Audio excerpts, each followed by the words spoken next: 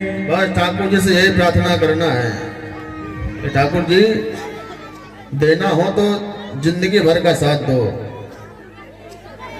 इधर धर्मराज के पार्षद गए रोते हुए धर्मराज के पास। धर्मराज बोले खाली हाथ आ गए हो? दूत बोले महाराज ठीक ठाक सलामत खड़े हैं, धन्य मन हो। जो सेवा हो हमारी हुई है वहां पर वही धन्य है, वही बहुत है। नहीं तो बच के नहीं आने वाले थे। आज वो चार चार हाथ वाले आ गए और महाराज पिटाई और रमाई लगा दी। क्यों?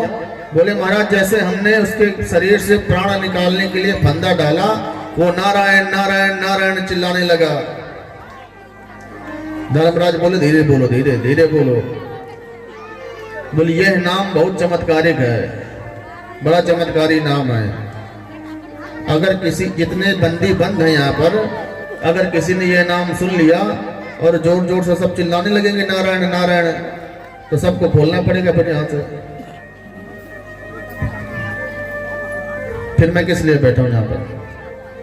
सब चले जाएंगे तो हम क्या करेंगे? दूत बोले महाराज हम समझते थे कि सबसे बड़े आप ही हो, लेकिन आपसे भी कोई बड़ा है क्या? बोले हाँ, उन्हीं नारायण के नाम का मैं भी गान करता हूं। बोले हम 12 लोग हैं, 12 भागवत हैं जिनकी इच्छा शक्ति से कार्य करते हैं। स्वयंभुर नारदः शंभु कुमारः कपिलो मनु प्रहलादो जनको भीष्म बलिर्वय्या शकिर्वयम्। हम 12 लोग हैं। प्रहलाद जी, प्रहलादो जनको भीष्म, जनक जी भीष्म पितामह, प्रहलादो जनको भीष्मो, कुमारः कपिलो मनु, शरद कुमार कपिल जी, मनु, और प्रहलादो जनको भीष्म, प्रहलाद जी, जनक जी भीष्म पितामह, और बलिर्वय्या शकिर्वयम्, राजा बलि, भगवान सुखदेव, और फिर बाद में कहते हैं मैं भी हूं। 12वां नंबर अपना बताया। बोले हम 12 लोग हैं जो भगवान के आदेश का पालन करते हैं। जी महाराज गलती हो गई, लेकिन एक बात बताओ महाराज जी कि नरक में पकड़कर किसको लाना है ये बता दो आप। आज आप बिल्कुल कन्फर्म कर दो कि किसको लाना है किसको नहीं लाना। तो वो जो हुआ न व्यक्ति भगवत गुण नाम ध्येयम, जिसकी जीभ एक भी बार भगवान का नाम ना लेती हो, जिसका मस्तक भगवान के चरणों में झुकता ना हो, जो भगवान से द्वेष करता हो, ऐसे व्यक्ति को उठा करके सीधे नरक में डाल देना बिना पूछे हमसे। ठीक है? और बोले एक समस्या और है महाराज, जो कथा में आकर के सो जाते हैं उनका क्या करना है? जो कथा में भागवत कथा में आकर सो जाते हैं बैठ करके, उनका क्या करना है? उनके लिए भी कोई सजा है? बोले जो सो जाते हैं उनको भी पकड़ करके उनको मत लाना, क्योंकि घर से बढ़िया सोना तो कतई में है। थोड़ा बहुत आवाज कान में चली जाएगी, धोखे से भी जाएगी, क्योंकि घर में सोने को नहीं मिलता। कथा में कम से कम 3-4 घंटा सोने को मिल जाता है, फुल नींद मिलती है। और ये सुविधा भगवान ने सबसे ज्यादा स्त्रियों को दी है, सोने वाली। घूंघट लगाया, अब घूंघट में पता भी नहीं चलता कि आंख खुली है कि बंद है। घूंघट अपना नीचे किया और बांस का किनारा लिया बल्ली का, और 3 घंटे आराम से बोल वृंदावन बिहारी लाल की जय। तो ऐसे लोगों को मत लाना जो कथा में आकर के सो जाते हैं, क्योंकि राम एक तापस्ती नारी, नाम कोटि खलक मत सुधारी। भगवान राम भी अपने नाम का बखान नहीं कर सकते।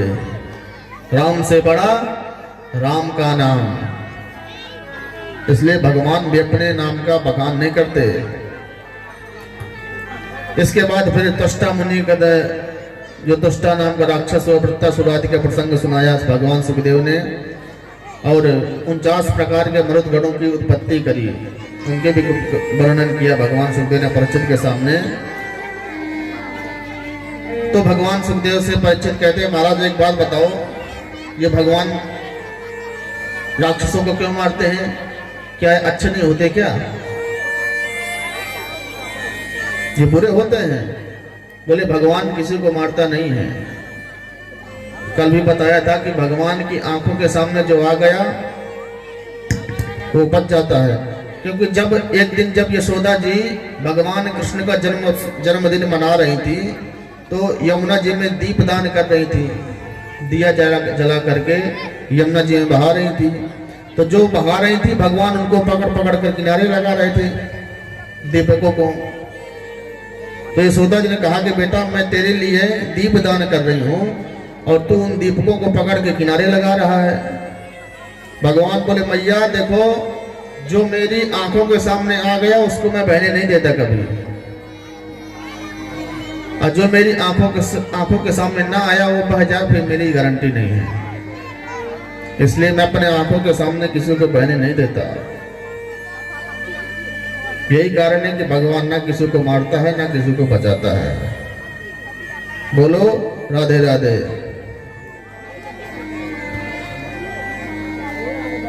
कहते हैं एक बात मुझे याद आ गई राजन, जब एक बार युधिष्ठिर जी की सभा में सबसे पहले पूजा किसकी होनी चाहिए यह प्रश्न उठा, तो तुम्हारे छोटे बाबा सहदेव थे, उन्होंने कहा कि सबसे पहले पूजा के अधिकारी हैं द्वारिकाधीश श्री कृष्ण। उसी सभा में शिशुपाल बैठा था और शिशुपाल ने भगवान को भला बुरा कहना शुरू कर दिया। इस ग्वारिये की पूजा, इस गाय चराने वाले की पूजा, ये 4 दिन से द्वारिका का राजा बन गया तो भगवान बन गया। लेकिन अर्जुन के सामने कोई ठाकुर जी को कुछ कह दे, अर्जुन कोई कभी समझ सहन कर सकते थे क्या? अर्जुन ने तुरंत अपना गांडीव उठाया और बोले शिशुपाल, अब यदि तुमने एक लफ्ज भी कहा भगवान के प्रति तो तुम्हारा वध कर दूंगा यहीं पर मैं। लेकिन उसको तो वरदान है, शिशुपाल को भगवान ने वरदान दिया है कि 99 गाली इसकी रोज माफ करूंगा। ये हमको 99 गाली पानी पीकर देगा, हम इसको रोज माफ करेंगे। लेकिन जिस दिन इसने 99 गाली को से आगे बढ़ा, 100 गाली पार की, बस उसी समय इसकी मृत्यु हो जाएगी। शिशुपाल को महाराज क्रोध बढ़ गया, गाली देना शुरू किया उसने। भगवान गिनती कर रहे हैं 1 2 3 10 20 50। जब 98 गाली हो गई, 99 गाली हो गई, तो भगवान ने सावधान किया, बस शिशुपाल अब एक भी गाली मत देना, नहीं ये गाली तुम्हारे जीवन की अंतिम गाली होगी। और महाराज वो आवेश में था, क्रोध में था, तो 1 2 गाली फिर भगवान को दी। और जैसे 99 गाली पार की शिशुपाल ने, तुरंत ठाकुर जी का सुदर्शन चक्र निकला और चक्र निकल के सीधा उसका कल्याण ही कर दिया। बोल भक्तवत्सल भगवान की जय। उसके शरीर से प्राण ज्योति निकली, 7 बार आसमान में घूमी और भगवान कृष्ण पर समाहित हो गई। इसे कहते हैं सायुज्य मुक्ति। भगवान देखिए, भगवान से बैर भी करना एक भक्ति है। भगवान से पूजा करना ही भक्ति नहीं है, भगवान से दुश्मनी करना भी भक्ति है। लेकिन हिम्मत होनी चाहिए भगवान से दुश्मनी करने की। ये सबके बस की बात नहीं है। रावण दुश्मन था, कंस दुश्मन था, लेकिन इनमें हिम्मत थी। चाहे जिस भाव से भक्ति करो। भगवान कहते हैं गाली भी दे रहे हो हमको तो दो, कम से कम हमारा चिंतन तो रोज करोगे कि हम तुमको गाली दे रहे हैं। तो भगवान से बुराई करना भी एक प्रकार की भक्ति है, लेकिन उसके लिए शक्ति होनी चाहिए। बिना शक्ति के भगवान से कोई बैर नहीं कर सकता। कल हिरण्याक्ष का वध ठाकुर जी ने किया था 12 रूप धारण करके। जब से हिरण्याक्ष को भगवान ने मारा है तब उसका जो बड़ा भाई है हिरण्यकश्यपु, उसने भगवान को सबसे बड़ा दुश्मन मान लिया अपना, कि नारायण सबसे बड़ा मेरा शत्रु है और उससे मैं अपने भाई का मृत्यु के बदला लेकर मानूंगा।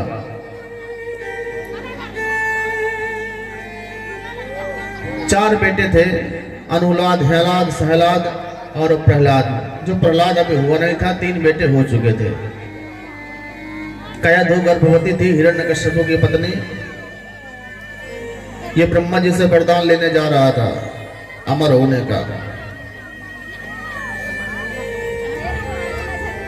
तो ब्रह्मा जी स्वयं तोता बनकर आए, नारद जी तोता बनकर आए और जहां तपस्या करता था वहां पर बैठ के नारायण नारायण नारायण 2-4 बार कहते तो तपस्या करने में इसका मन न लगता, उठ के चला आता। 2-4 दिन से लौट रहा था रोज। तो पत्नी ने पूछा कि महाराज आप रोज क्यों लौट आते हैं, तपस्या नहीं करते? बोले देवी क्या बताएं, हम वहाँ भजन करने के लिए बैठते हैं। एक तोता पेड़ पर बैठता है तो नारायण नारायण नारायण नारायण कहने लगता है और हमारा मन नहीं लगता।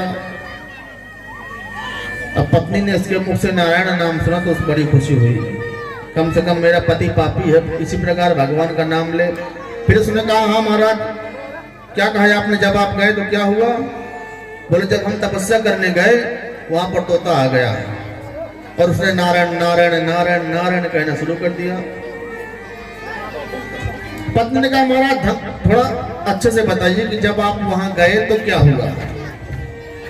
तो बोले देवी हमने बता तो दिया कि जब हम तपस्या करने के लिए बैठे एक तोता आया और नारायण का नाम उच्चारने लगा। इस प्रकार 108 बार नारायण नाम कयाधु ने पति हिरण्यकश्यप के मुख से रात भर में निकलवा दिया। कम से कम पापी है, भगवान का नाम ही ले ले। पापी लोग बढ़ते बहुत जल्दी हैं, जो पापी होते हैं वो बढ़ते बहुत जल्दी हैं, लेकिन अंत भी उनका बहुत जल्दी होता है। जो पापी होता है, अत्याचारी होता है, वो उन्नत बहुत करता है, बहुत प्रगति करेगा, खूब बढ़ेगा, खूब कमाएगा, लेकिन जब उसका विनाश काल का समय आता है तो 1 सेकंड में उसका विनाश हो जाता है।